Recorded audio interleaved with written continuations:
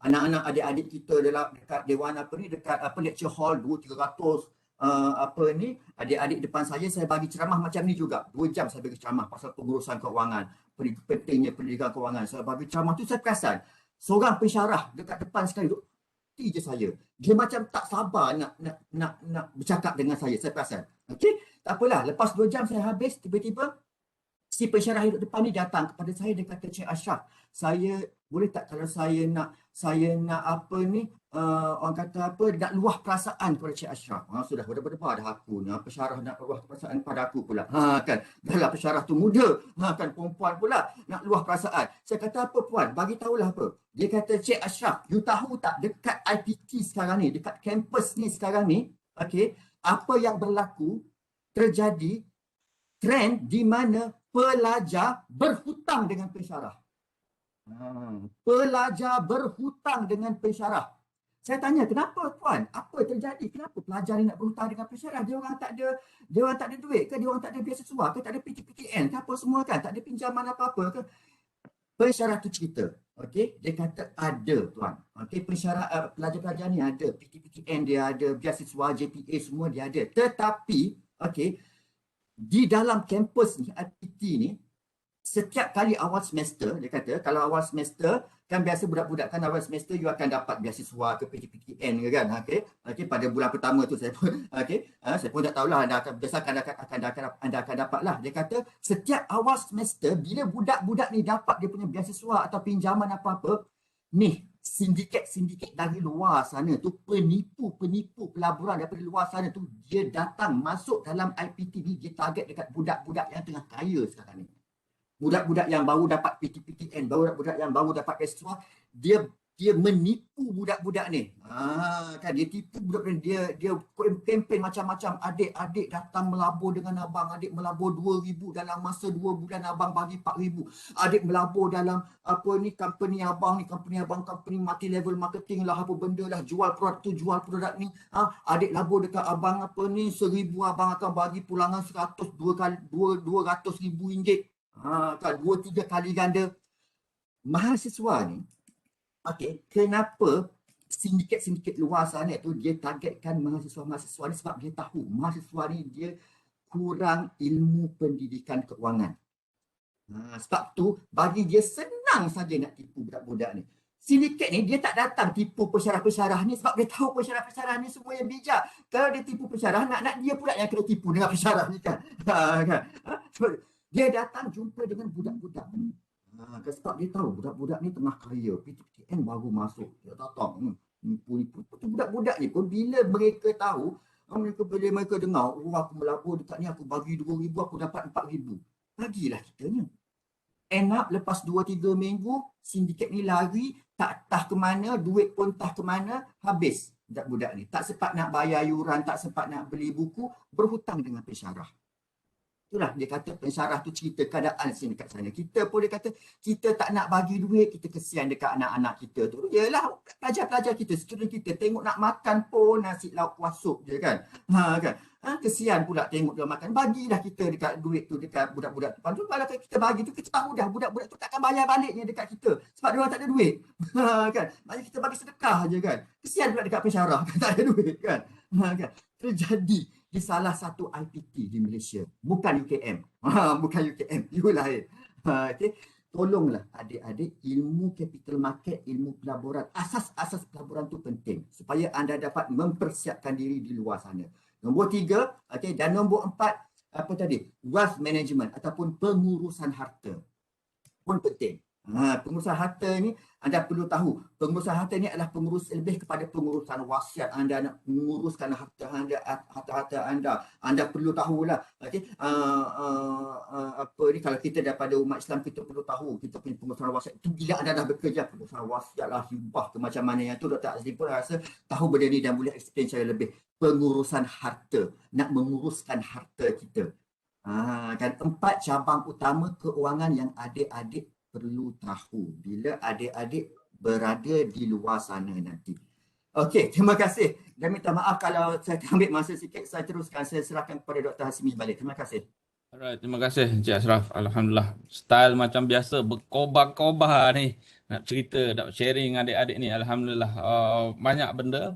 So, masih pelajar-pelajar, okay, kena fokus kepada 4 perkara. Banyak benda yang orang kata preparation sekarang bila menjurus kepada bidang bila dah start kerja esok.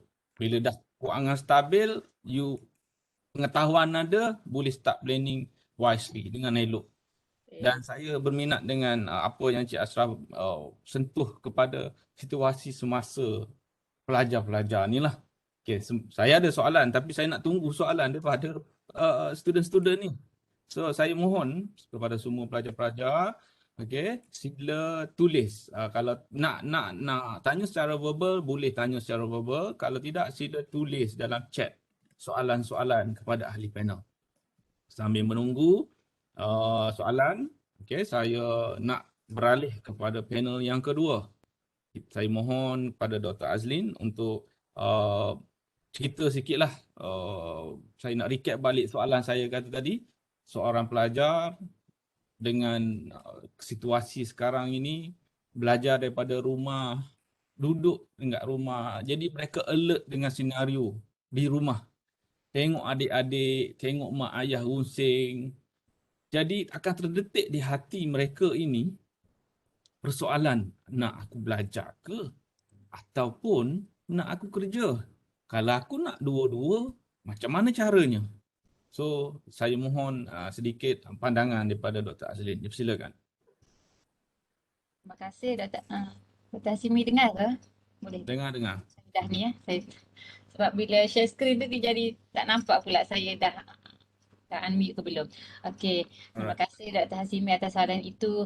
Itulah ya, sebagai mahasiswa itulah dilema-dilema yang dihadapi. Mereka ni kalau boleh tak nak susahkan ayah, kan? Tak nak susahkan mak ayah, tak nak susahkan ibu. Saya pun sebab saya pun ada rumah sewa di ni. Rumah saya sebelah dengan KPTM. Jadi pelajar-pelajar yang menyewa rumah saya adalah pelajar-pelajar KPTM Bangi ni, dekat MFI ni.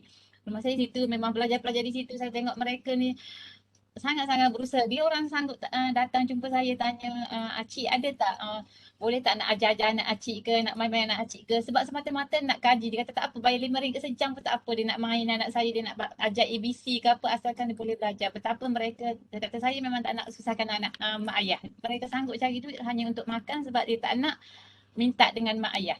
Dan inilah yang berlaku, itu IPTS ya. IPTA pun sebenarnya benda yang sama. Jadi bagi saya sebenarnya tak ada masalah kalau belajar sambil bekerja. Tak ada masalah. Bagi kami sebagai pensyarah, rasanya belajar sambil bekerja itu lagi baik. Sebab itu kita kat sini pun, UKM pun kita ada asas keusahawan dan inovasi kan. Wajib kepada semua pelajar universiti. Sebenarnya itulah benda ilmu yang selain daripada ilmu yang kita boleh peroleh di depan kelas, kita boleh belajar asas-asas bagaimana kita nak buat bisnes ataupun buat apa-apa saja untuk mendatang hasil. Dalam masa sama jangan lupa matlamat utama kita untuk belajar. Jadi ini saya masukkan sedikit dalam slide saya tentang kelebihan dan adalah kekurangan tak ada benda yang perfect. Jadi ada kelebihan dan kekurangan kalau kita nak belajar sambil bekerja. Sebenarnya kalaulah bila kita duduk kat rumah, kita tengok mak ayah kita susah, adik-adik kita nak makan pun susah, kita takkanlah kita nak duduk saja. Kita dah besar. Walaupun kita masih belajar, tak ada pendapatan, tapi bagi saya tak ada masalah untuk bekerja. Kerana bekerja sambil belajar ini boleh buat bisnes part time, sebenarnya mudah. Jadi dropship ke, jadi apa-apa saja asalkan mendatangkan wang. Mendatangkan wang dan sebenarnya membentuk disiplin yang lebih baik. Sebab apa? Mereka ni apabila mahasiswa yang bekerja sambil belajar, ada masa lapang inilah yang diisi dengan perkara yang berfaedah yang menjana keuntungan kepada mereka. Bila masa yang ada tu terhad, mereka gunakan masa lapang yang ada tu untuk perkara yang tidak sia-sia. Sebab ada pelajar bila habis kelas, habis ni, dia tak ada benda nak buat, main game, kan banyak benda-benda yang boleh buat. Tapi kalau pelajar-pelajar mahasiswa yang ada wawasan ini, mereka akan isi masa lapang inilah, masa ni lah dia kata okey, ni start buat marketing, mudah je, post iklan-iklan je. Sekarang ni saya rasa lagi mudah untuk bekerja sambil belajar berbanding zaman dulu-dulu. Sebab semua benda dalam talian, asalkan ada internet, ada telefon. Jadi sebenarnya ini akan menambahkan kemahiran pengurusan masa juga. Dan saya pernah mendengar ucapan talk daripada kalau pelajar-pelajar sini pernah dengar Dr. Daud Bakar. Kan? Dr. Daud Bakar dia selalu sebut tentang bagi dia orang yang lagi berjaya ialah orang yang sibuk. Orang yang sibuk lagi produktif berbanding orang yang tak sibuk. Jadi saya relate balik dengan pelajar-pelajar di sini. Apabila kita menjadi pelajar dalam masa yang sama kita cuba untuk mencana pendapatan, kita akan terlalu sibuk. Tetapi percayalah yang sibuk ini sebenarnya lagi hebat berbanding yang tak sibuk. Sebab apa? Mereka yang sibuk ini mereka akan cuba urus masa dengan sebaik-baiknya. Dia takkan sia-siakan masa. Dia akan guna masa, otak dia akan sentiasa berjalan. Sebab apa? Aku ni masa tak cukup ni, masa terhad. Yang inilah masa ni lah aku nak siap assignment, masa ni lah nak kena ni, masa ni. Masa tu pengurusan masa sangat-sangat penting. Islam pun nombor satu kan dalam surah Wal-As. Surah Al-As memang penting masa. Masa inilah sebenarnya nombor satu yang akan menjadikan kita berjaya. Jadi apabila orang yang sibuk kita rasa tak apa, tak ada masa, tetapi apabila kita mampu urus masa itu, itulah kejayaan kita. Sementara menjadi mahasiswa, itulah kejayaan kita. Menambahkan antara pro ataupun kelebihan ya, kalau kita mampu untuk membantu family kita, kita dapat pengetahuan dan pengalaman kerja ya, mengurangkan beban kewangan tu of course lah. Dan salah satu lagi ya, apabila kita cuba untuk membantu family kita dan membantu kita juga sebagai mahasiswa akan menambahkan akan menjadikan kita kenal potensi kita lebih awal daripada orang lain. Kita sebenarnya, aku ni sebenarnya tak minat buat bisnes, tapi bila buat-buat dapat duit untung juga. Lepas tu katakan jual baju lah dengan perempuan kan alang-alang tu, tak apalah aku suka baju ni, dia iklankan. Mungkin satu baju dapat RM5. Satu hari tu ada 3 orang baju dapat RM15 ataupun RM20, dia akan rasa suka. Itulah, oh aku ni ada bakat pun buat bisnes. Itulah pelajar-pelajar kadang-kadang dia tak cungkil bakat diri dia tak rasa. Dalam masa yang sama, itulah potensi dapat kenal diri kita lebih awal daripada orang lain. Itu adalah kelebihan kalau kita rasa kita mampu untuk urus masa, untuk bekerja sambil belajar. Latihan berdikari dan bertanggungjawab. Ini pun sebenarnya kalau kita sebagai mak ayah, kalau anak kita mampu buat benda ini bagi kita akan bangga dengan anak kita ya, mahasiswa yang mampu berdikari dan bertanggungjawab. Meningkatkan kemahiran diri, komunikasi, peluang kayakan resume, memahami dunia pekerjaan. Yang ini saya masukkan di sini ialah mereka yang bekerja, dia cuba untuk bekerja menjana pendapatan semasa dia belajar. Mereka ini lebih memahami perasaan bagaimana mak ayah kita susahnya mencari duit. Bagaimana bukannya mudah-mudah dapat duit, bukannya minta je mintanya dapat. Bila berada di rumah mereka nampak susah mencari duit dan mereka cuba sendiri menceburi dalam bisnes ataupun cuba bekerja, mereka akan lebih memahami dan menghargai wang yang ada dan kita akan dapat belajar sesuatu yang tidak ada dalam kelas. Walaupun tidak dinafikan akan ada kita panggil kelemahan lah bila kita cuba bekerja ataupun dalam masa yang sama cuba menjana pendapatan, akan letih, tekanan, tak sempat nak buat assignment. Benda ini tidak dapat lari, tetapi percayalah kalau kita dapat urus masa dengan baik, semua ini akan berjaya ditangani dengan baik. Saya juga ingin ingin menyentuh tentang niat ya, niat. Kalau kita tengok hadis ya, hadis Rasulullah SAW, hadis kepala hadis, kita panggil kepala hadis ya. Kepala hadis sebab hadis nombor 1. Kalau saya tengok anak-anak saya belajar kan 5 tahun, 6 tahun pun dia hadis nombor 1. Dia akan ada beberapa hadis yang hafal sampai 20 hadis. Tapi hadis nombor 1 ialah apa? Siapa kat sini tahu? Hadis nombor 1. Dia akan duduk sini. Hadis nombor 1. Okay. Hadis nombor 1 ialah innamal a'malu binniyat. Semua pekerjaan yang kita buat dengan niat. Ya. Nombor 1 itulah asas kehidupan kita, asas kejayaan kita. Niat adalah elemen yang paling penting dalam hidup kita. Niat itulah akan menjana hasil kita sebenarnya. Itulah akan menentukan hasil kita. Jadi apabila kita niat kita nombor 1 belajar dan dalam masa yang sama kita cuba allocate ataupun masa kita ni, kita cuba bekerja untuk niat kita apa? memenuhi niat kita, kita belajar, bekerja untuk memudahkan kita belajar juga, dan dalam yang sama kita tak mahu menyusahkan ibu bapa kita. Niat inilah sebenarnya diberikan, Allah akan berikan jalan yang terbaik.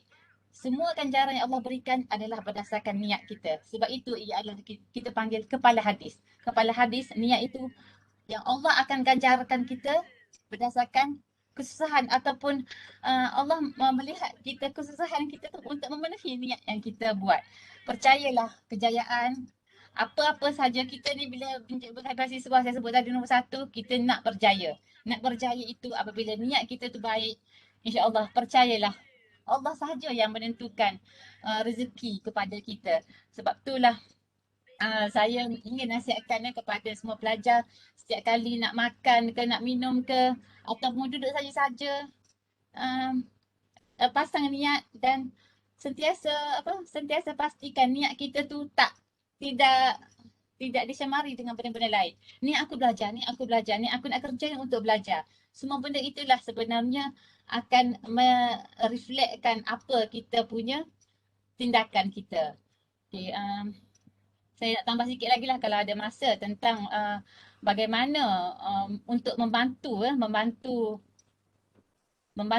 ekonomi kita kan. Dalam masa sama kita ni pelajar, dan itulah perlu kreatif ya. Saya ingin nasihatkan kepada semua mahasiswa di sini, kreatiflah dalam menjana pendapatan. Kreatiflah. Sebab apa? Sebab duit kita belajar, kita tak ada wang. Apabila kita kreatif, kita kena fikirlah, okey, kreatif tadi dengan cara apa? Kita buat bisnes online. Ataupun kreatif dengan cara mengurangkan kos-kos yang kita ada. Sebab apa? Kita kan tadi kita buat perbelanjaan terlebih dahulu. Itulah cara kita kena kreatif berfikir bagaimana nak mengurangkan kos-kos yang kita ada, nak bagi duit kita itu cukup sebagai pelajar. Bukan sahaja nak menjana pendapatan, tetapi kita tahu kan, sebab ada pelajar yang nak menjana pendapatan tu semata-mata nak menampung kehidupan semata-mata, hanya untuk tanggung yuran, makan, untuk alat belajar. Tetapi ada pelajar yang dia dah ada wang, tetapi dia masih menjana pendapatan untuk kehidupan dia lebih selesa. Itu pelbagai peringkat mahasiswa. Ada yang daripada golongan yang dah ada duit, ada yang golongan B40, ada golongan T20, kita macam-macam golongan. Tetapi pentingnya kreatif dalam menjana pendapatan, kreatif dalam belajar. Semua benda tu perlu kreatif. Itu saja daripada saya, takut masa pun dah ni. Terima kasih Dr. Azlin. Banyak nasihat-nasihat, tips-tips. Pertama saya pick up tadi pasal modal. Okay. Semua orang ada modal. Tuhan bagi kepada kita. Salah satu modalnya adalah masa. Semua orang Tuhan bagi masa 24 jam. So, that is modal yang Tuhan bagi kepada kita. So, gunakan modal tersebut sebaiknya supaya dapat hasil yang semaksimum mungkin. Alright. Mohon panel, kedua-dua panel rujuk kepada laman web, laman chat. Laman chat, okay. So, dalam bahagian chat itu saya tengok ada dah beberapa soalan, so kita ikut susunan lah ya. Pertama, soalan daripada saudari Ain Sofia. Okay. Soalan daripada Ain Sofia kata, Assalamualaikum, saya mempunyai 2 soalan berkenaan pelaburan. Okay, ni bahagian melabur ni. Nasihat buat pelajar yang ingin menceburi pelaburan. Soalan yang kedua daripada saudari ini, bagaimana cara untuk mengetahui tentang pelaburan yang sah mengikut syariah yang tidak melibatkan diri dengan riba? Okey, so saya buka kepada dua ahli panel. Siapa dulu yang nak respon kepada soalan ni? Silakan. Encik Ashraf, ada nak respon? Okey. Pertama? Okey, saya rasa mungkin soalan pertama tu saya jawab. Yang soalan kedua yang riba tu saya rasa yang apa ni Dr. Azlin yang patut jawablah sebab dia menunjukkan syariah ya. Okey. So saya akan jawab dalam yang soalan pertama tu, nasihat buat para pelajar yang ingin menceburi pelaburan. Okey. Satu sahaja. Okey, saya nak menasihatkan para pelajar ataupun golongan belia ataupun golongan muda untuk menceburi bidang pelaburan adalah nombor satu yang paling penting adalah ilmu. You kena gali ilmu. Okey, cari ilmu tentang pelaburan. Okey, kerana apa? Kerana kita tak nak adik-adik ataupun golongan muda ni senang-senang je ditipu oleh sindiket-sindiket ataupun penipuan-penipuan keuangan di luar sana. Sedikit masa saya nak ambil. Okey. Tips. Ni bukan tips lah. Ni orang kata apa biasanya gula-gula. Saya panggil gula-gula yang diberikan oleh penipu-penipu keuangan ni kepada kita, kepada para pelajar ataupun kepada golongan muda. Apa gula-gula dia? Gula-gula ni maknanya benda yang dia nak bagi, yang dia orang kata, yang dia cakap kepada kita, yang membuatkan kita ni tertarik untuk melabur ataupun untuk bagi duit kepada penipu-penipu ni. Okey. Dua benda yang biasa, 2 point yang biasa penipu-penipu ni datang kepada golongan muda, dia bagi tahu.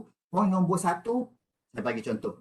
Adik datang labur dekat saya, labur dekat company saya akan bagi pulangan 2 kali ganda. Kan? Nombor 1, pulangan yang berlipat kali ganda. Itu gula-gula nombor 1.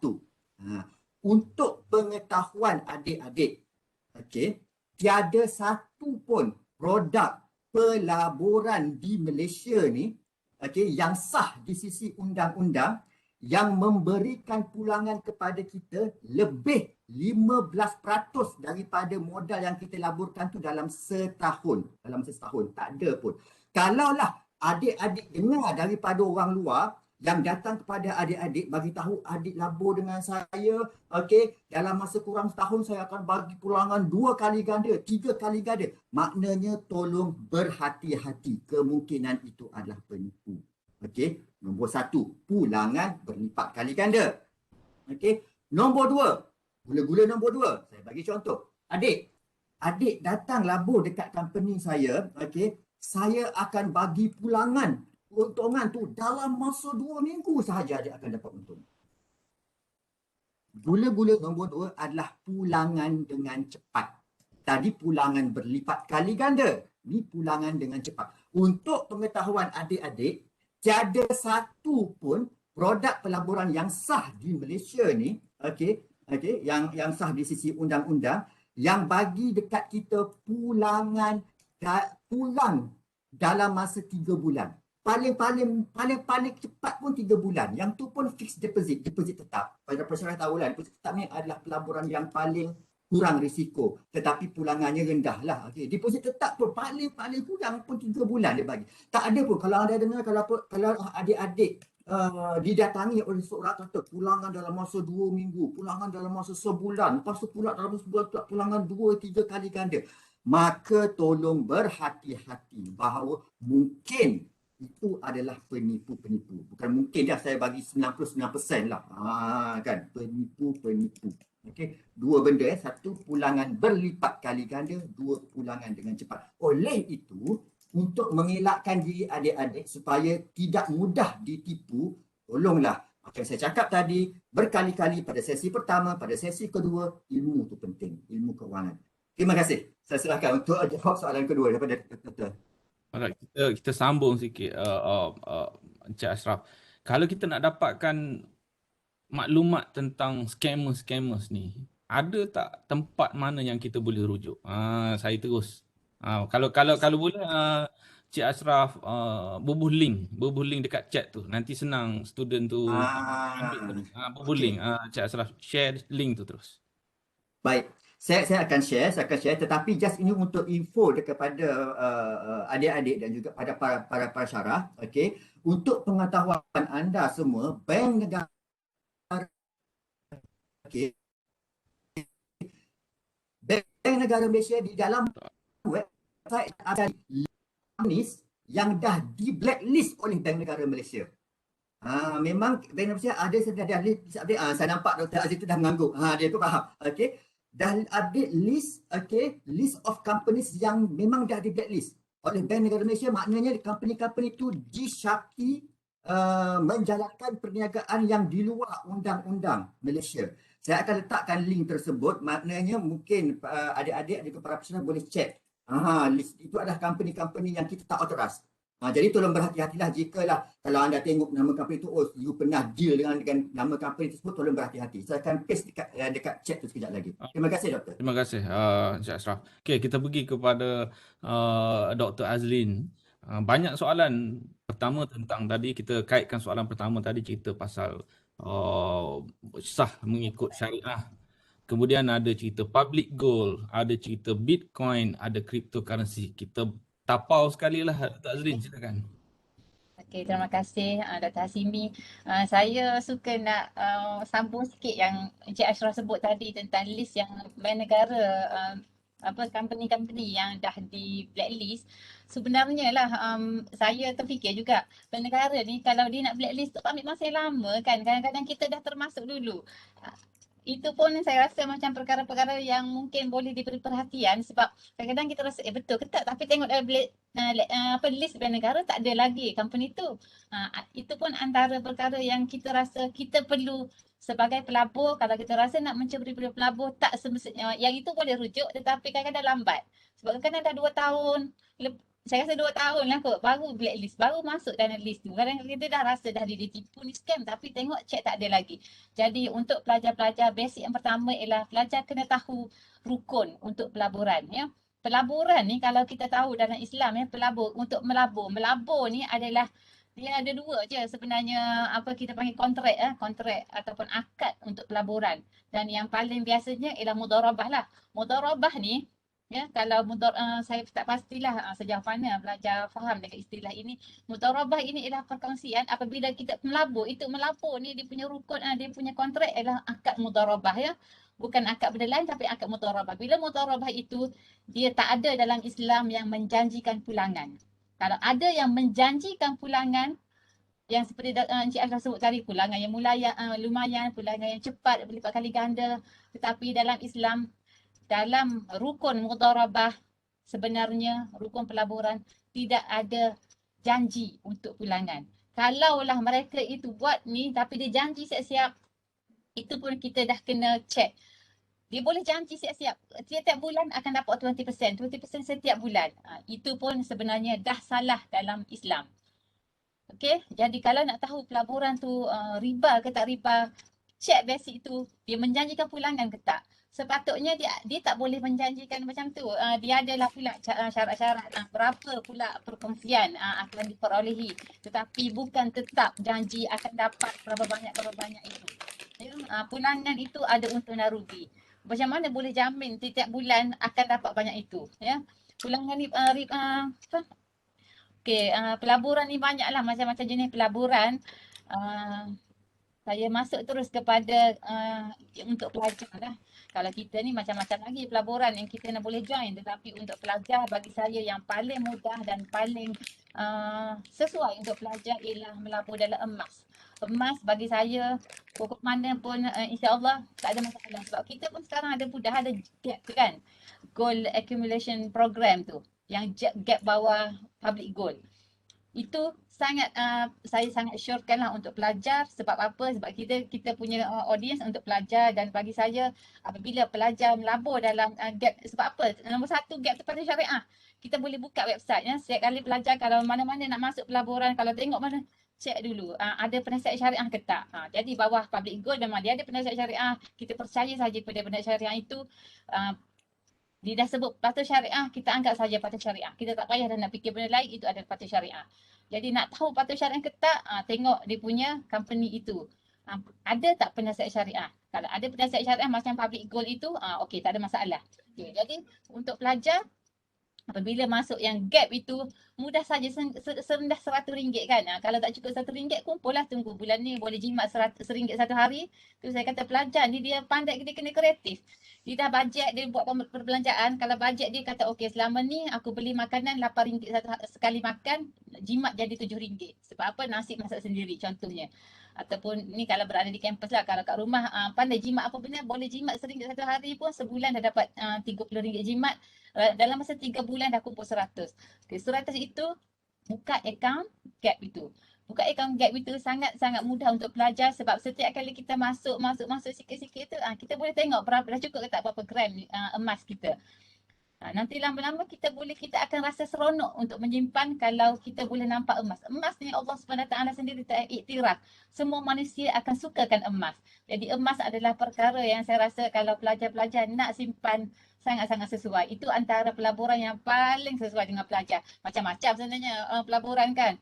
Bitcoin, lepas tu ada yang tertarik dengan forex lah, hartanah lah. Kalau kita ada macam-macam lagi pelaburan ASB, ASN yang mudah pun boleh. Cuma yang paling saya rasa sesuai untuk pelajar-pelajar peringkat sekarang ni paling sesuai boleh buka akaun emas tu, yang gap tu. Sebab apa? Dia sangat mesra pelajar. Kita boleh letakkan berapa banyak tu, lama-lama kita tukar je duit tu kepada emas. Tak ada masalah. Nak biar dalam akaun tu pun tak apa, tapi kalau kita nak tengok pun tak ada masalah. Okay, itu saja daripada saya.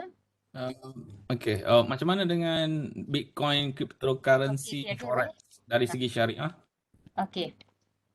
Dia panjang cerita ni kalau Bitcoin, forex semua tu. Ringkaskan Dato' Azli. Tak ada Saya tak poin. perasan soalan dia mana yang Bitcoin tu. Ada dia campur-campur, saya just combine itulah. sekali.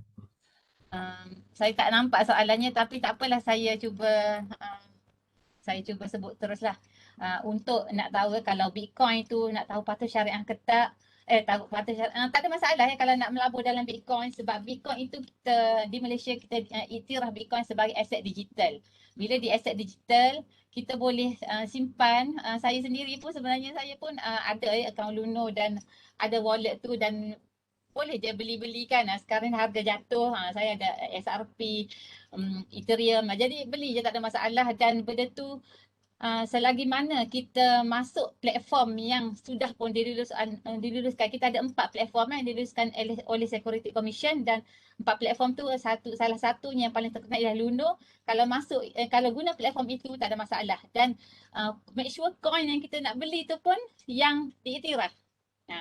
Yang kita rasa macam ada potensi dan diiktiraf, boleh, tak ada masalah.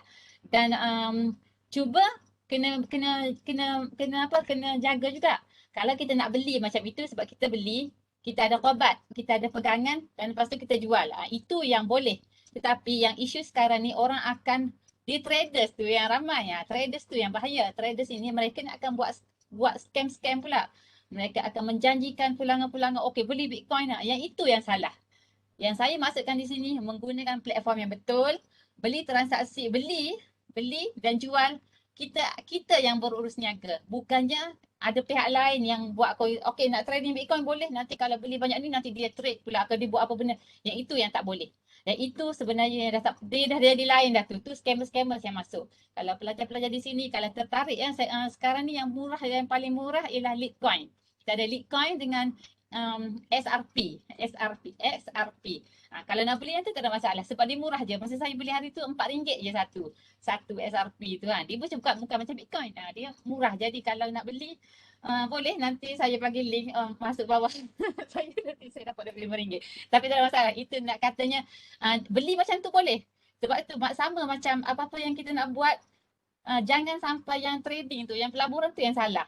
Yang mereka guna tu, traders tu, okey dia nak menjanjikan pulangan pula. Kau beli Bitcoin tu kau akan dapat ni dalam tempoh seminggu, dapat ni, dapat seminggu, dapat pulangan tu berganda-ganda. Yang itu yang salah. Tapi nak beli yang kripto, mata wang kripto tak ada masalah as long as kita guna platform yang betul dan wang tu yang diiktiraf saja, ada 4 ke 5 tu. Yang tu saja. Okey, mengenai forex pula panjang cerita juga.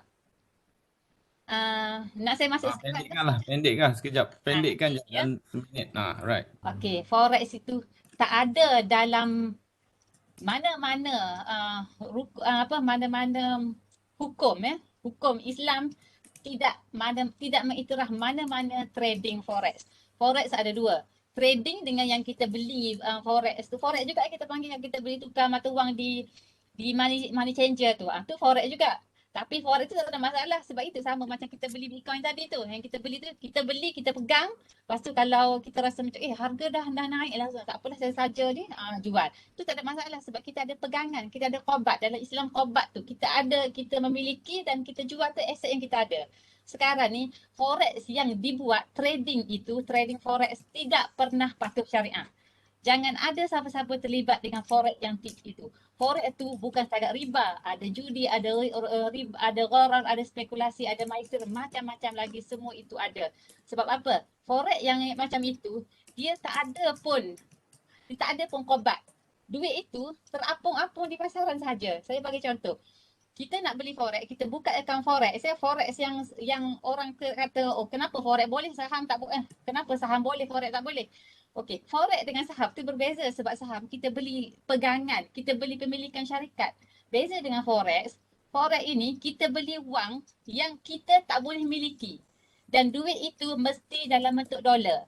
Kalau duit kita di Malaysia ni ringgit, kalau kita nak beli duit euro, kita kena tukar duit kita tu kepada USD dulu. Dan USD dia tukar pada euro.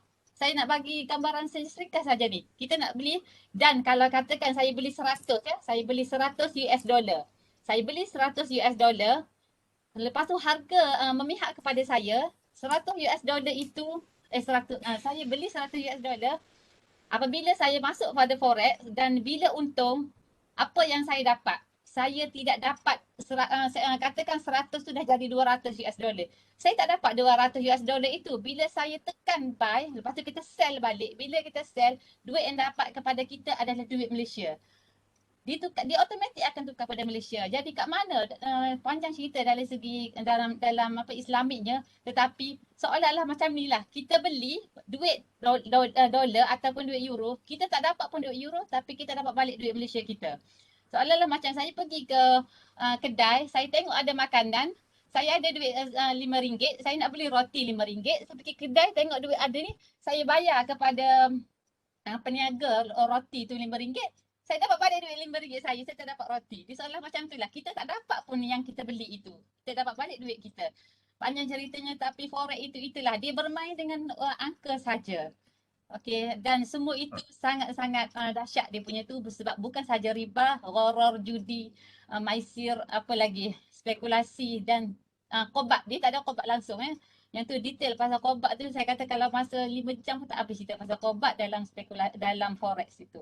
Okey, itu Ni, daripada terima saya. kasih. Itulah kalau tanya Ustazah 5 jam tak habis bab ni. Garam, maisir, semua tu. Detail Alright. yang tu. Okay, terima kasih. So, ada beberapa soalan dan kita pun kekurangan masa juga. Saya takut ahli panel ni pun hari Minggu ni kan. Ada aktiviti dengan keluarga juga ni. Alright, so pertama saya tengok dekat situ, tabung haji dikira sebagai pelaburan. Yes, sebab saya subjek yang saya mengajar di FEP adalah pelaburan kan. Salah satu benda yang paling simple adalah melabur. Tabung haji adalah salah satu bentuk amanah saham lah. Alright, kemudian soalan yang kedua tu daripada Sam Oliver ni, Mak Saleh ni. Okey, Mak Saleh ni kata dia jadi Grab. Okey, panjang lebar dia tulis. That's why saya nak mohon respon lah daripada Encik Ashraf lah. Okey, daripada Encik Ashraf. Apa nasihat-nasihat lah yang kita boleh bagi kepada mereka yang mana mereka ni orang kata dah bekerja. Mereka belajar, mereka dah bekerja dan tiba-tiba minat untuk belajar tu dah macam berkurang. Risk, okay? Kalau macam ni sama tu, Dr. Azlin kata sama, sekarang ini dah jadi gini dah. Macam mana kita nak naikkan balik biar jadi baliklah, balance baliklah. Okay, sebab ingat kita ni sebagai pelajar. So apa nasihat dia? Dipersilakan Encik Ashraf. Okay, baik. Terima kasih Dr. Hasimi. Itulah saya pun tadi pun saya sedang membaca soalan daripada saudara Sam Oliver ni. Panjang lebar. Tapi bagus. Saya akan short and simple lah. Sebab kita tak ada banyak masa. Nombor satu saya nak petik tadi Dr. Azlin tadi, dia ada mention pasal satu figura yang terkenal dalam keuangan Islam iaitu Tan Sri Dr. Muhammad Daud Bakar. Dr. Azlin petik tadi, Tan Sri Dr. Daud Bakar, dia bagi tahu bahawa orang yang berjaya adalah orang yang sentiasa sibuk. Itu betul. Sebab saya dah baca buku dia. Saya ada banyak buku dia. Memang dia adalah salah seorang sifu saya. Tetapi Tan Sri Dr. Muhammad Daud Bakar ada juga mention dalam buku dia, salah satu buku dia yang bertajuk 25 jam sehari. 25 jam sehari itu maksud dia, kita orang yang berjaya adalah orang yang sentiasa sibuk. Tetapi orang yang berjaya adalah orang yang pandai urus masa. Orang yang pandai urus masa. Sibuk dan urus masa adalah orang yang berjaya. Okey. Jadi dalam soalan Sam Oliver, saudara Sam Oliver ni, dia sekarang ni dia dalam dilema tau. Dia ada dua benda penting yang dia nak buat dekat sini. Nombor satu, dia sebagai pelajar, dia nak belajar. Nombor dua, dia dah sekarang ni dah saya rasa dia pun berkata berminat dengan pekerjaan sebabnya dia dah pun bila dia bekerja dia nampak duit tu masuk. Bila orang bekerja ni, dia dah dapat gaji sendiri. Dia gaji daripada hasil usaha, dia gaji daripada hasil titik peluh kita. Dia rasa seronok tau. Macam kita yang bekerja ni, hujung bulan dapat gaji, dapat bonus, kan seronok kita rasa. Dia pun rasa seronok juga. Jadi dia tak tahu mana satu yang perlu dia utamakan. Okey, berbalik pada yang saya cerita tadi, nombor satu pengurusan masa. Kita sesibuk mana pun untuk berjaya, pengurusan masa tu penting. Jadi saya haraplah sana adik Sam Oliver ni agar pandai uruskan masa. Dan nombor dua, saya nak nasihatkan yang paling penting adalah tanggungjawab utama kita. Okey, saya menganggap bahawa saudara Sam Oliver ni adalah pelajar sebab dalam kita partisipan saya depan ni semua pelajar kan. Jadi saya anggap anda adalah pelajar. Tanggungjawab utama sebagai pelajar adalah apa? Okey, dah pun ditekankan oleh Dr. Azlin tadi. Tanggungjawab utama sebagai pelajar adalah untuk belajar. Tanggungjawab utama sebagai mahasiswa adalah untuk habiskan pengajian anda supaya grade. Degree ke master ke apa ke, itu adalah tanggungjawab utama kita. Jadi kita kena plan. Tengok tanggungjawab utama kita apa, kita fokuskan kepada tanggungjawab utama kita dulu. Nak bekerja, okey, tapi pengurusan masa itu penting. Short and simple. Terima kasih. Mungkin Dr. Azlin nak tambahkan apa-apa tu, saya nak tanya Dr. Azlin. Okey, sebelum Dr. Azlin jawab, saya ada satu, sebab kita dah kira sesi hujung dah ni, 10, 11, 8 minit dah. Antara benda nanti dalam sesi round seterusnya adalah saya nak tanya, bukan nak tanyalah, nak katakan pelajar ini menghadapi masalah lah Encik Ashraf. Okey, macam mana proses, macam mana proses prosedur untuk kami dapatkan nasihat daripada AKPK. Nanti Encik Ashraf cerita round seterusnya. Okey, kita berbalik kepada Dr. Azlin. Apa nasihat Dr. Azlin kepada pelajar-pelajar yang kata dah lari dah balance dia ni. Alignment dia dah tak berapa betul lah, alignment hidup sebagai seorang mahasiswa-mahasiswi. Dipersilakan. Okay, terima kasih Dr. Hasimbi. Saya kalau nasihat saya dari aspek ekonomi Islam ya, dari pandangan Islam, kita kena letak berbalik-balik kepada kita punya matlamat utama tadi, sebab niat tadi kan dia adalah kepala hadis dan itulah yang niat kita adalah untuk belajar, dan duit itu hanyalah alat, alat bukan matlamat kita. Duit itu adalah alat untuk kita mencapai matlamat kita, untuk membolehkan kita, memudahkan kita belajar. Jadi letak balik dalam mindset tu, tukar balik niat kita, duit hanyalah alat bukannya matlamat. Walaupun duit maksudnya duit itu adalah pemudah cara untuk kita belajar saja. Sebab dalam Islam kita ada dua matlamat kan, matlamat dunia dan matlamat akhirat. Jadi percayalah, walaupun kita duit itu adalah sangat penting, tetapi matlamat kita tetap untuk belajar dulu.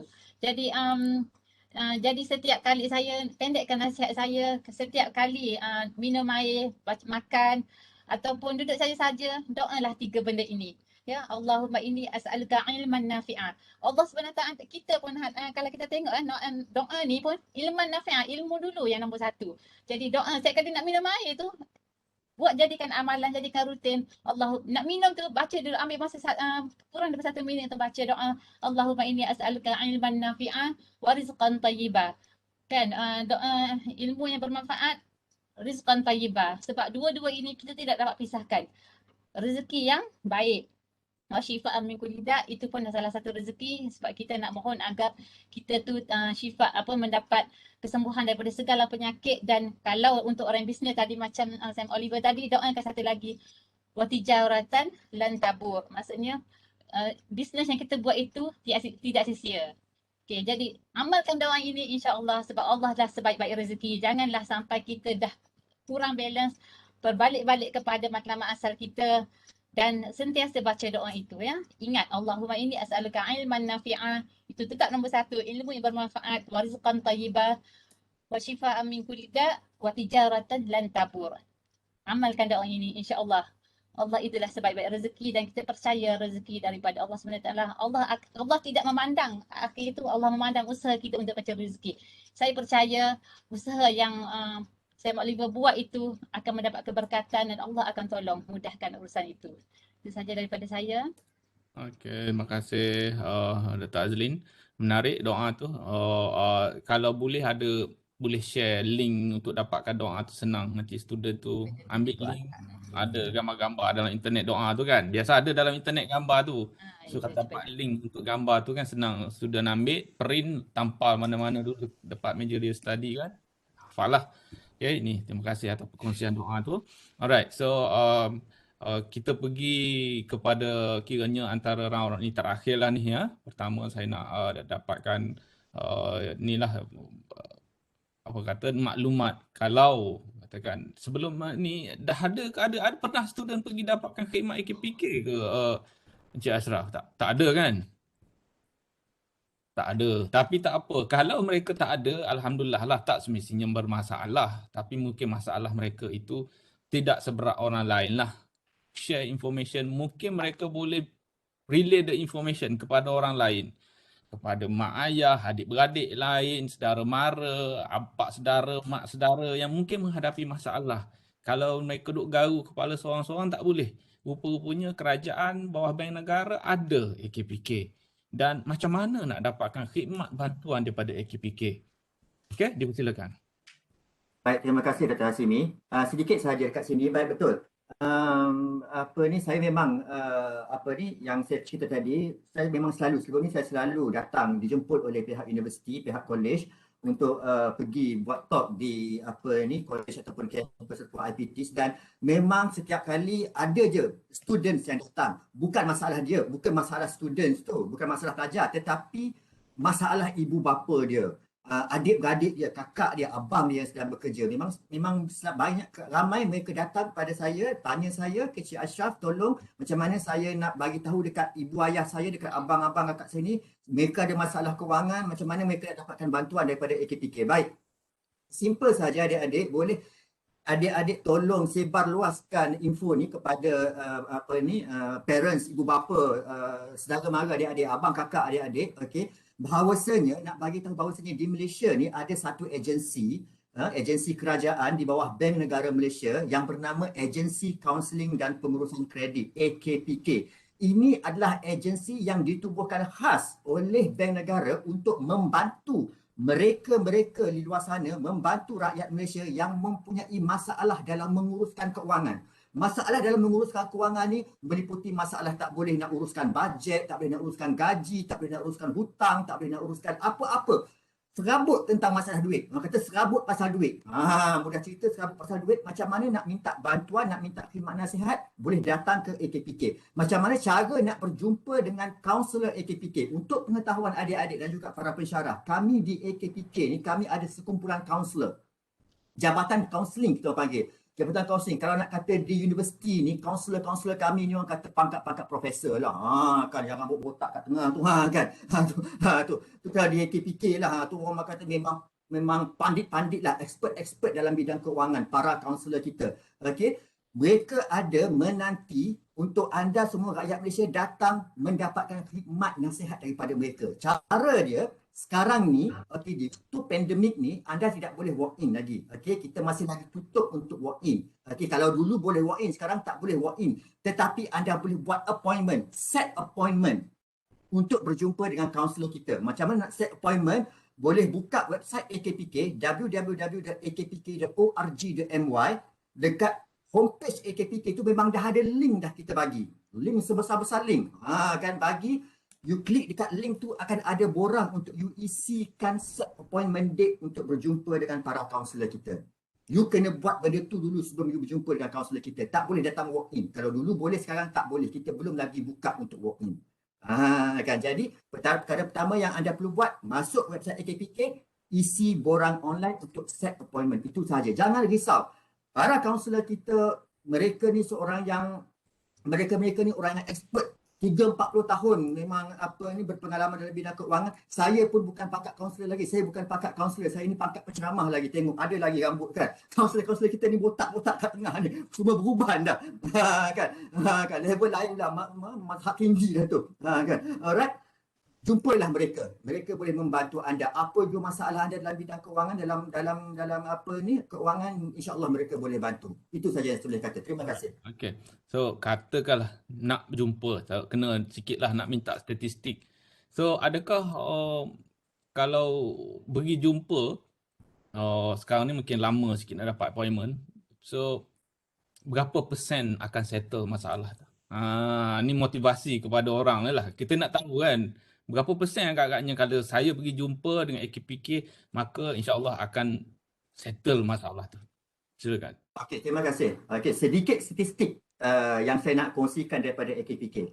Setakat Disember 2020, okey, tahun lepas ni statistik lah, tahun ni tak keluar lagi statistik. Setakat Disember 2020, daripada tahun 2006 penubuhan AKPK sehingga Disember 2020, dah lebih kurang 14 tahun masa tu, okey, seramai 1.55 juta rakyat Malaysia yang dah datang berjumpa dengan kaunselor kita untuk mendapatkan bantuan ataupun nasihat keuangan. Okey, saya boleh katakan statistik akhir yang kami terima, lebih kurang 96%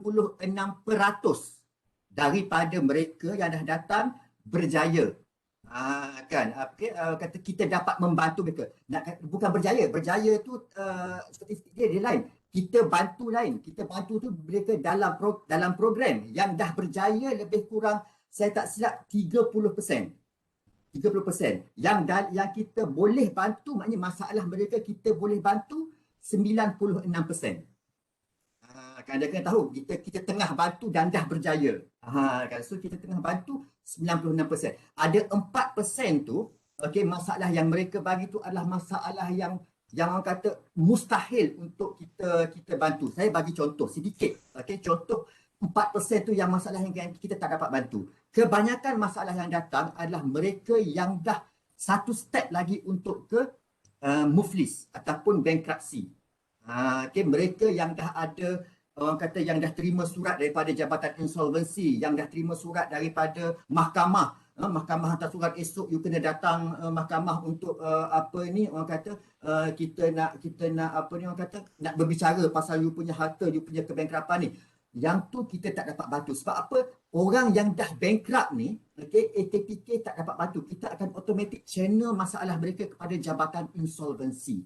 Adik-adik kena tahu, Jabatan Insolvensi adalah jabatan yang menguruskan hal ehwal mereka yang dah bankrupt. Okay? Belum bankrupt datang AKPK. Jadi bagi tahu dekat abang-abang, kakak, parents anda semua, jangan tunggu bankrupt. Jangan tunggu dah dapat surat mahkamah. Jangan tunggu insolvensi dah hantar surat. Jangan tunggu. Okay? Anda tahu anda ada dalam masalah keuangan, terus datang ke AKPK. Kita boleh bantu. Kan? Jangan tunggu dah masuk ICU dah. Bila dah masuk ICU, kita boleh bantu dah. You rasa you demam-demam sikit, pening-pening kepala sikit, terus datang AKPK minta bantuan. Terima kasih. Tak Panadol. Okay. Okay. Alright. So, kira saya nak minta wrap lah kesimpulan daripada ini. Okay, saya sebelum pergi kepada kesimpulan daripada dua-dua ahli panel, kesimpulan. Di situ kalau semua pelajar lah tengok dekat link kita, link chat di situ, Dr. Wan Amizah telah share Google Form. Mohon semua, okay, pelajar-pelajar, okay, saya baca pengumuman dia. Sila isi Google Form tersebut untuk dapatkan satu, untuk tujuan kehadiran, kedua adalah untuk tujuan dapatkan sijil yang akan di-email ke dalam email pelajar masing-masing nanti. Okey, mohon isi sekarang. Okey, so sebagai round yang terakhir, okey, saya mohon dalam masa 3 minit lah. Okey, kita mohon dalam masa 3 minit kesimpulan lah. Okay, kalau dan juga sedikit nasihat daripada kedua ahli panel. Silakan kita start dengan Dr. Azlin dulu. Silakan. Okay, terima kasih. Okey, nasihat saya sekadar kepada pelajar ya, kepada pelajar saya mohon semua pelajar kalau rasa nak berbelanja ataupun rasa tak cukup wang, nak kerja ke nak apa ke, ukur baju di badan sendiri. Itu nombor satu. Ukur di baju di badan sendiri. Kita tahu sejauh mana kemampuan kita. Kalau kawan-kawan ajak benda-benda yang kita lebih-lebih, kata kita rasa tak mampu, kita cakap tak boleh. Kalau kita rasa mampu untuk kita cari wang di samping kita belajar matlamat utama, ya jangan lupakan matlamat utama tetap nombor satu, belajar. Jadi kalau kita rasa kita mampu untuk mengimbangi antara belajar dan juga kita bekerja, teruskan. Ya, ukur baju di badan sendiri. Kita mampu ke tak? Kalau mampu, teruskan. Kalau tak mampu, kita terpaksa cari bentuk penjanaan yang lain yang tidak mengganggu kehidupan kita. Contohnya macam tadi itulah, macam belajar, macam online sahaja kan. Jadi dropship kan saya rasa itu pun sudah cukup untuk menampung. Bukan untuk kita lebih kaya, bukan untuk kita lebih senang, tetapi hanya untuk menampung kehidupan kita. Itu boleh sebab apa? Matlamat kita nombor satu tetap belajar. Dan nasihat saya, perlu apa-apa yang kita buat perlu bersederhana. Islam pun sebut dalam hadis pun ada sebut sebaik-baik manusia ialah manusia yang bersederhana. Tahu antara keperluan dan juga kehendak dan bersederhana. Bersederhana inilah salah satu daripada cara ataupun wasilah untuk kita mencapai maqasid syariah, yang mana dalam maqasid syariah kita perlu ada memenuhi 3 aulawiyat. Kita panggil aulawiyat tu, kita kena tahu aulawiyat. Aulawiyat tu aula kan, yang mana yang lagi utama. Daruriyat, make sure semua pelajar, mahasiswa di sini ataupun sesiapa sahaja penuhi yang daruriyat dulu, perkara daruriyat dulu. Ya, makan, minum, belajar yang basic-basic sahaja dulu, barulah kita boleh berpindah. Kalau kita nak yang lebih-lebih sikit, nak baju tu biar cantik, yang lagi selesa, pergi ke yang hajiat. Dan akhir sekali, kalau kita rasa nak bermewah sekali-sekala untuk release tension, untuk tu kita panggil self trip kita, boleh kita pergi ke tahsiniat, tetapi make sure yang daruriyat itu tetap tetap utama. Itu sahaja nasihat daripada saya untuk semua. Terima kasih Dr. Azlin atas perkongsian idea, perkongsian maklumat dan juga nasihat kepada kami semua. Right? Saya beralih kepada Encik Ashraf, silakan 3 minit. Okey, terima kasih.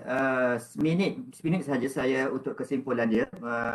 Untuk rumuskan apa yang saya bagi tahu tadi. Okey, ini adalah persediaan. Saya nak lebih kepada nak nasihatkan pada adik pada persediaan adik-adik bila dah berada di luar sana. Maksud di luar sana bila adik-adik dah berada dalam alam pekerjaan. Okey, dunia pekerjaan. Okey, nombor 1, tolonglah jangan tinggalkan ilmu.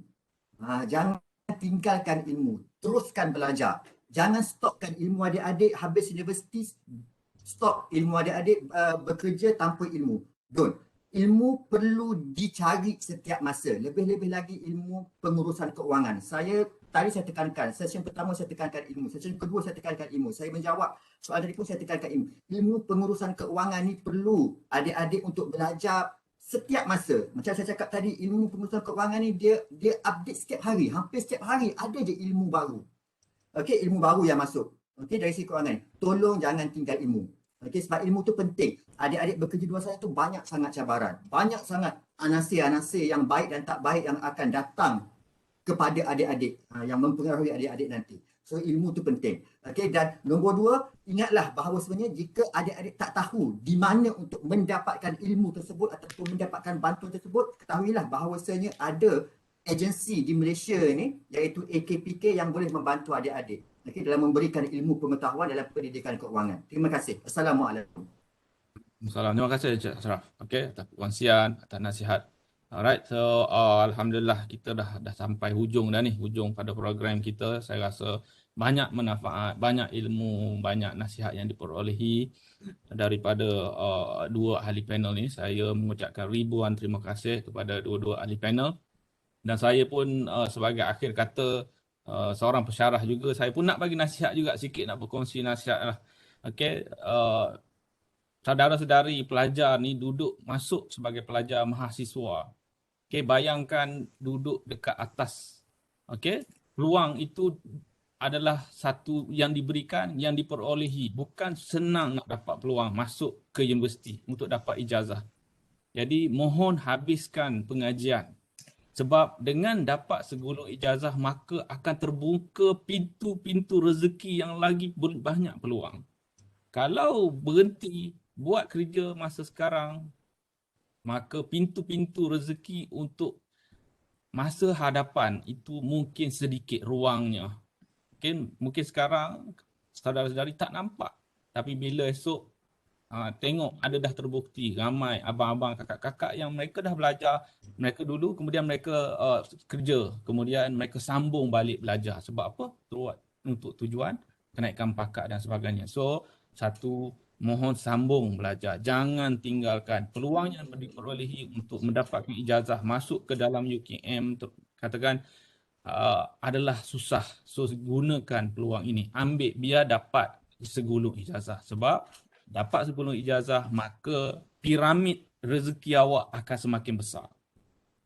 Yang kedua, nak besarkan piramid ini dalam Islam, salah satu caranya adalah melabur. Melabur itu adalah sedekah. Okay.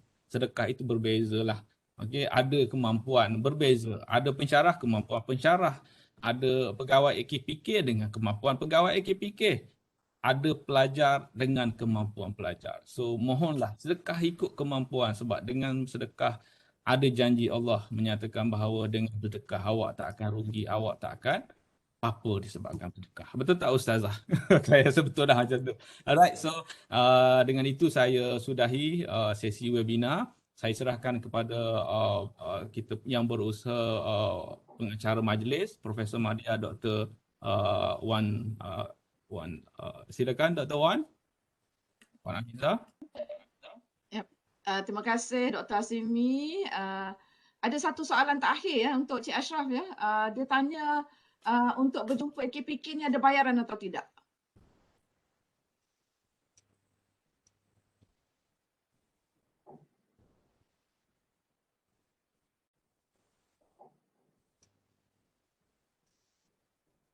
Tak dengar. Saya perasan dalam tu Encik Ashraf dah ni. Ashraf dah reply. Tak ada bayaran. Oh, percuma. Okey, terima kasih. Dalam chat tu Encik Ashraf dah reply.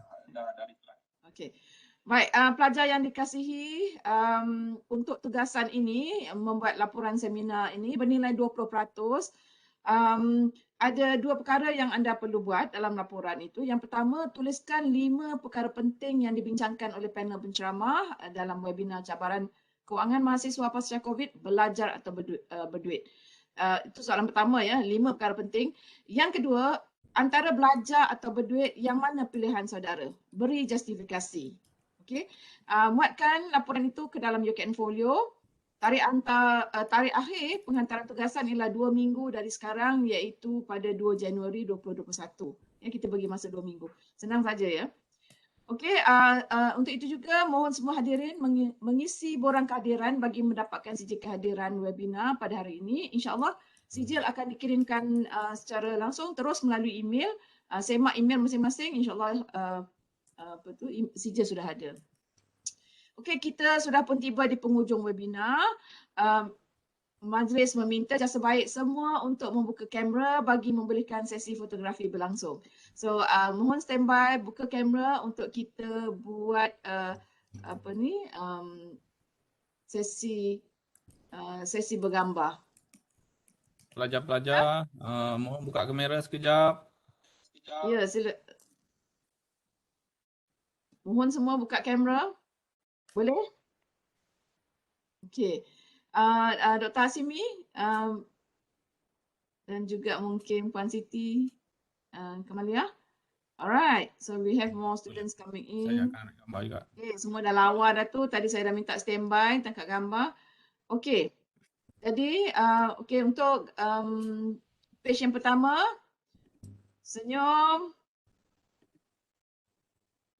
Page yang kedua, senyum. You tak tahu you kat page mana tahu. Jadi setiap page you kena senyum ya. Page yang kedua senyum. Okey, standby. Page ketiga senyum. Okey, page keempat senyum. Kita ada hampir 250 pelajar ya pagi ni. Okey, page kelima senyum. Jangan tutup kamera ya, nanti you ubah pula position. Dan page ke-6 senyum. Ada akhir sekali, Ada lagi ke ni? Page ke-7. Okey, page ke-8. Okey, muka surat ke-9. Sempat ke ni? Muka surat ke-10. Ada lagi ni, ke-11 dan ke-12. Okey, ada 12 muka surat semua sekali. Okey, terima kasih atas kerjasama semua dalam sesi fotografi sebentar tadi. Saya mewakili Jawatankuasa Urustia Program Webinar Cabaran Kewangan Mahasiswa Pasca COVID Belajar atau Berduit merakamkan ucapan terima kasih kepada panel penceramah Encik Muhammad Hairil Ashraf bin Muhammad Harid dan juga Dr. Azlin Alisa binti Ahmad atas segala ilmu dan nasihat yang amat penting dan berguna sepanjang webinar kita. Mohon semua pelajar untuk memberi reaksi dengan please give your reaction dengan menekan butang reaksi di bawah itu. Terima kasih. Tidak dilupakan juga moderator webinar Dr. Muhammad Hasimi Yaakob, penjelaras LMEP 1412 Asas Kewangan Peribadi, semua pensyarah LMEP 1412, Dr. Nurasia, Dr. Hafizuddin, Puan Farah dan juga Dr. Rubayah. Selain itu, majlis juga merakamkan terima kasih kepada semua pihak yang terlibat secara langsung atau tidak langsung, khususnya kepada Hejim Fakulti Ekonomi dan Pengurusan, Puan Nurul Ain Naftah dan juga Puan Siti Kamalia. Saya mohon maaf sekiranya terdapat sebarang kesilapan sepanjang saya mengacarkan majlis ini. Akhir kata sekian, wabillahi taufiq wal hidayah. Wassalamualaikum warahmatullahi taala wabarakatuh. Terima kasih. Terima kasih Encik Ashraf, Dr. Azlin, Dr. Wan. Terima kasih. Assalamualaikum. Assalamualaikum.